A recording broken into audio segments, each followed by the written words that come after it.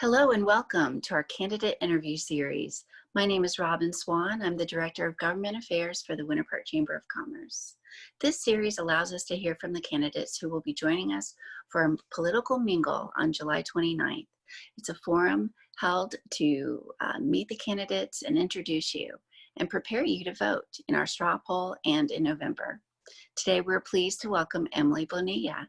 Emily is running for re-election to Orange County Commission, District 5. Hello, Emily, and welcome. Thank you for joining us. Thank you for having me. I have three questions for you. They're the same three questions the other candidates have answered. And our first question is, what is your primary motivation for running for re-election to this position? Okay, well, like I was introduced, I'm Emily Bonilla, Orange County Commissioner of District 5. And I first ran for this position in 2016 because I wasn't happy with the commissioner that we had at that time. I live in rural East Orange County, and at that time, he wanted to bring in an large urban development into the area. And it wasn't right for the area, and the people didn't want it here. So I organized, and we raised over 10,000 petition signatures. And our commissioner still wasn't listening to us.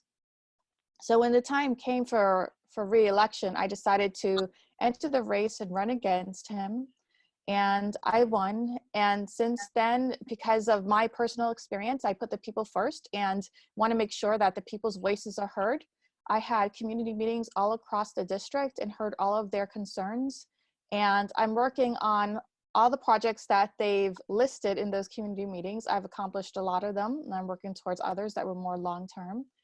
And the reason why I'm running for re-election is because there's still a lot more to do. Our district was really, I have Orlando, Maitland, and Winter Park, which are cities, and they've been doing really good, but the unincorporated District 5 Orange County has been neglected and over the last, I want to say maybe 12 years. And so there was a lot of work to do, and I'm still not done. So I'm looking forward to another term to finishing a lot of projects.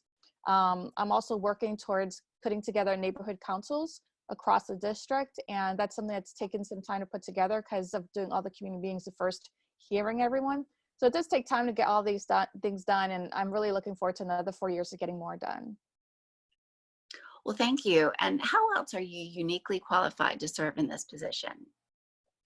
Well, I'd like to share a little bit of my history. I was raised as a neglected and abused child in poverty, and I've definitely taken a lot of that experience into the position that I have because I really feel like our children are the future, and I bring that experience into my position. A lot of social services, children's services, helped me out to become the person that I am. So I fought really hard for additional funding for children's services, got $20 million additional annual funding into our budget for that. And I really feel that that's going to help the next generation. Children's services funding, social services funding really wasn't prioritized before I got into office. And I know that people are talking now about defund the police, but they're trying to say what they want really is funding into social services. Well, that's something I've been pushing for. No offense to those who were born wealthy or had wealthy families, but I wasn't, and a lot of people in our communities were not born, wealthy with into wealthy families. And so I can associate with a lot of today's families, a lot of the struggling families here in Orange County. And I worked really hard to get to where I am today. And I want to help others be able to do that too. And I know that people can do it. You just have to have the resources there, have someone who believes in you. And I believe in them. I know they can do it, and I'm here to support them. And that's what uniquely, I feel, qualifies me, or is something unique about me that's different from my opponents. Okay, great. And my third question, if re-elected, how else do you hope to positively affect the office and your constituency? Yes, well, definitely when I came in, I really changed a lot in Orange County. There's been a lot more transparency and accountability. The board cannot be more of a, I know the expression, a yes man or yes woman. Because I question everything that comes in. If it seems suspicious, doesn't seem right, I want to know why are we doing it, and I want to know the reasons behind it, more of the logistics. So I ask a lot of questions. Nothing can be hidden in the county anymore for why we're doing things. And people describe me as courageous. That's a word they use, because I'm not afraid to stand up against the status quo and ask those questions. And I had a community meeting last night on a development, and there was about 60 people there, and they kept saying that I was important to them. And that's why I keep hearing, like through my first term, and why I keep hearing now is that they don't want things to go backwards.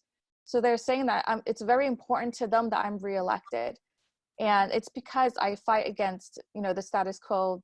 The lobbyists in this race, the lobbyists and developers, they chose their candidate, but they didn't choose me. The people chose me, and I'm going to continue fighting for the people. And that's the positivity that I've brought to Orange County, is making sure that we're not just pushing things through anymore just because of campaign donations or any other reasons. I'm questioning things. I'm bringing things to light, and I'm asking for transparency and accountability. And we can't go backwards. Well, thank you. Thank you for answering our questions, and thank you for joining us. Oh, thank you for having me. And we look forward to seeing you on July 29th. And to our viewers, again, I want to remind you that it is the virtual political mingle, and it is a straw poll vote, and we hope you will join us from 6 to 7:30. We want to thank our presenting sponsor, Chartered Communications, our supporting sponsor, University of Central Florida, and guests can register online at our website, which is winterpark.org. Thank you so much.